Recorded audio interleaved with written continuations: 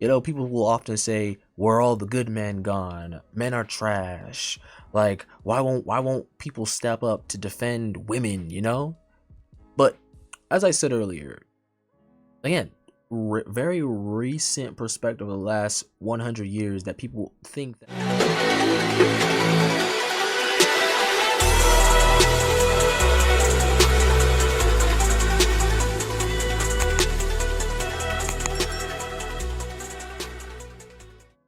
Welcome back to the channel. I am the Lord Scrub, and as society continues to grow, right, and we seem to seemingly be progressing forward for the better, I think we tend to forget certain things, and well, certain basic things that were fundamental until about recently in the last what 100 or two almost I would say, yeah, 100-ish years, but definitely less than that. And one of those things is personal responsibility and I guess roles within family, you could call it.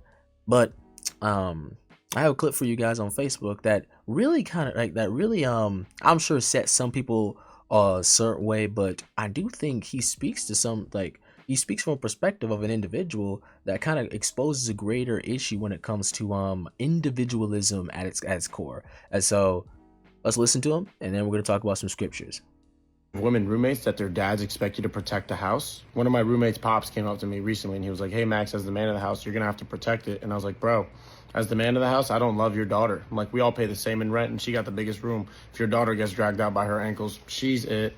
I just found that So the man is basically essentially saying that he's only accountable and responsible for himself. He's not the quote unquote man of the house. He has no connection to this person other than we just pay the bills to keep the lights on, right, for the lease. And I would assume some people would kind of see this perspective as harsh. People will often say, "Where all the good men gone? Men are trash." Like, why won't people step up to defend women? But as I said earlier, again, very recent perspective of the last 100 years that people think that oh, like individuals are supposed to just be this either a selfless or be taking care of people like they're essentially strangers, right? And so I just find this interesting because when it comes to the text, there is a view that I do think is missing, and unfortunately, this is what's causing a lot of damage in society. And so naturally, I bring this right back to the home, the family structure, and how the Bible defines it. And so we're gonna read a few verses and talk about it.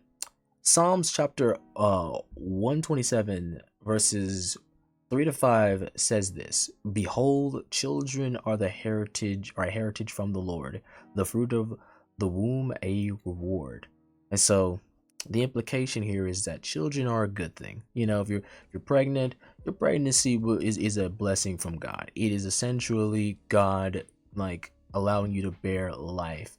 And this is assumed to be from essentially a marriage, right? Because your love has gotten so close that now you are rewarded with this life that is the fruit of your doings, right? And so let's keep moving. Verse 4: "Like arrows in the hand of a warrior are the children of one's youth." And so children are likened to one's possession, right? If you possess arrows, right, in your hand, they are useful. An arrow is effectively useful, right? And so, like, they the parents are described to essentially, like, like, be a warrior, and your children are likened to be one of your more useful possessions, right? Let's keep moving. Verse 5: "Blessed is the man who fills his quiver with them. He shall not be put to shame when he speaks with his enemies in the gate." And so the language is clear. This is definitely about, like, fathers, and the person who put, like, an arrow in a quiver, which is that little hollow holding place for the arrows, is essentially like your possessions are protected by you. They're close to you. Your tools, they're on you. They're not unaccounted for. And so it's very clear that the scripture is telling us, oh, your children are like your arrows and your quiver. Where should they be? On your person. They are your responsibility. And naturally, warriors, they tend to their gear, they tend to their weapons very, very inspectively, inquisitively. They make sure everything is nice and everything's tied up, everything is nice and ready for action, right? Attentive. And so naturally, I bring this verse to the table because the implication is clear. Your first protector as a child is your father, your parent, right? Daughter, you're supposed to be under the care of your father. You're supposed to be treating you like an arrow in his quiver, aka protected, guarded with him always. And naturally, when the enemies are at the gate, he is there battle ready with you behind his back. And so let's keep moving. Now then, also side note, give me 1 second. There we go. The music stopped for a second there. I was like, wait a minute, what's that about? But next verse I have on the table is Jeremiah chapter 29, verse 6. Take wives. And so a man's intention is naturally don't go sleeping around. No, take for yourself a wife, meaning go in marriage and have sons and daughters. And so see that? Wife comes first, then the children. Take wives for your sons. So a parent must be in, or more accurately, given that only fathers can have wives, to take wives for your sons. Father, be intentionally active in your son's relationships. Make sure the implication is make sure that your son's selection is somebody marriageable, right? Be influential. You can spot the danger. Make sure he doesn't go off with the free, the silly, the unfaithful woman, right? And of course, give your daughters in marriage. And so we see that it's not just that the father has an impact on the son in interpreting his dynamics with people who he would want to be his suitors. He is very instrumental in the process of a daughter entering her marriage. Give her over. The language is clear. Your responsibility, or someone who is responsible for you, right, as the daughter, is to be under the care of your father. And the last thing it says is that they may bear sons and daughters, multiply there and do not decrease. And the implication is, given that it kind of restates what was already commanded of him, the father, naturally the implication is, oh, the children that they bear, the sons and daughters, are taught after your teaching. You set the terms with your righteousness, with your right standing, your instruction, your wisdom, so that they can multiply and not decrease.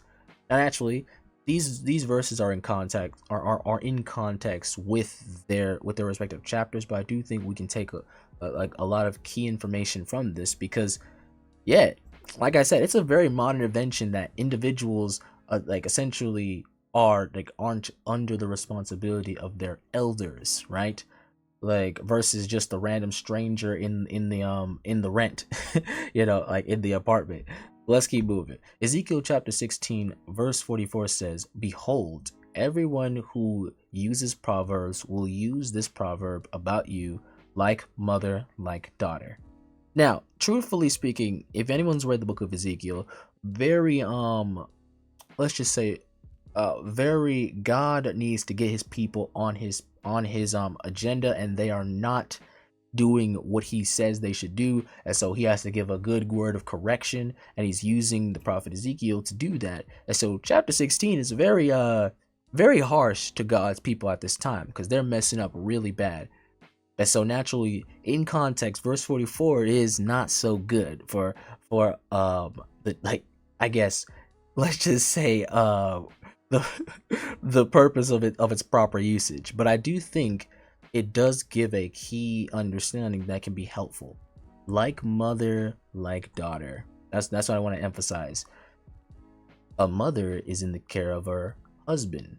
Is she not? A wife is in the care of her husband. He takes responsibility for her. He shepherds her. He protects her. So naturally, the daughter should follow likewise, under the care of her husband, under her suitor. Society has worked like this for thousands of years, since the beginning of time. And some people would say times need to change, but the world is dangerous, right? It's not because big, strong men are around. No, the world is dangerous because, I mean, dude, like what happened in the last 5 years? Did we not just have a whole disease break out and the whole world was put on pause, right? So the world is dangerous because the world is dangerous. Back 2,000 years ago, you could brush up against a bush and that could be the end of you.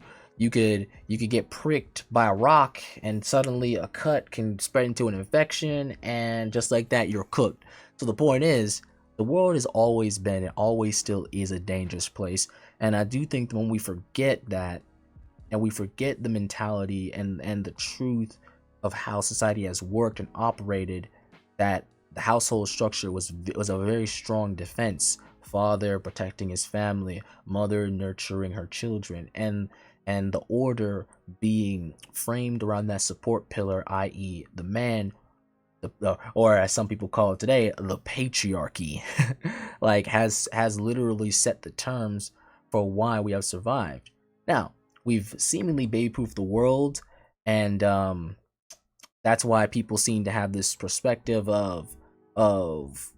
this new perspective of how things have operated, but it's a dangerous perspective that has not ever played out in history. Now, Malachi chapter 4 verse 6, it says, "And he will turn the hearts of the fathers to their children, and the hearts of the children to their fathers, lest I come and strike the land with a decree of utter destruction." Our language is clear. God wants us to be protected, and he wants those who are held most responsible to be given the respect of their responsibility. And naturally, this goes on both ends. The fathers will want to protect their children. This is why your parents should be very influential in your, not just your minor affairs, or as in your situations as a young person, but as an older person. This is right. Honor thy mother and father isn't just okay, you birthed me, I'm gonna honor and obey you, but when I turn 18, I'm gonna go about my business and leave you alone. No. When you get older, you're still gonna honor them, because their wisdom is going to keep you. But with that being said, the next one is 2 Chronicles chapter 29 verse 9, and it says, "For behold, our fathers have fallen by the sword, and our sons and our daughters and our wives are in captivity for this." Truthfully, when there isn't a man in the home, it is utter destruction. The household structure has fallen. We try to pick it up as best as we can, but there is something vital missing. And when that vital piece is missing, individuals are in captivity. They are exposed to the element. They are up for grabs, whether it's disease, whether it's harm, right? It's not good. And so naturally, this perspective of a non-father essential world is very interesting in practice, because men haven't changed and women haven't changed. It's just the terms of society has changed and fixed us in this sort of individualistic mindset that leaves a lot of individuals, primarily weaker individuals or certain genders, right? Like, it leaves some people more exposed than others, but everything is exposed, because if you're an individual fighting for you, I mean, hey, life's hard, but it's worse doing it alone. It's very simple. Life's hard, but it's worse doing it alone. And so that's all the verses I have for you guys today, just to simply address the point of, well, is he wrong to say that, is he wrong to say that, yeah, no, your daughter is not my responsibility because I have no relationship to her?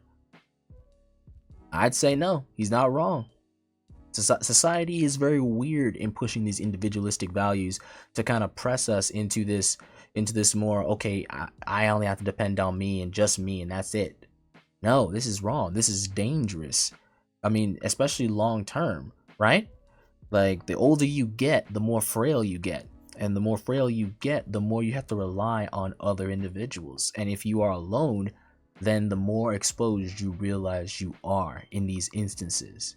How many people talk about, hey, life got really hard when I had to separate from my family, my friends, I had to live my own. It's dangerous, right? So like, and all it takes is one situation. Doesn't even have to be with a man. All it takes is one situation. You fall, you break your leg or something like that, you can't get up, or you get sick and now you can't work for yourself, and now you really are dependent on other people, right? And so, with that being said, the household structure has always been the best defense. It's always been the best strengthening for all individuals. It's always been that home base, and so let's return to it, shall we? I mean, not to say that you can't be individualistic to certain extents, right? Your life is your own, but your life isn't independent of other people. And that's what I wanted to address, and how society essentially says, well, let somebody else take care of you, the government, the goodwill of a random person. And I'm here to say, wait a minute, that's not fair. That's not fair when we know what is true. It's self-evident. But with that being said, let me know what you guys think in the comments. Do you think I've just been waffling, or you think I hit something this video that I think is desperate, or that should be fundamental and taught in schools and brought back? But with that being said, I guess I'll see you guys in the next one. Appreciate you for listening this far, and God bless and stay blessed. Take care, everyone.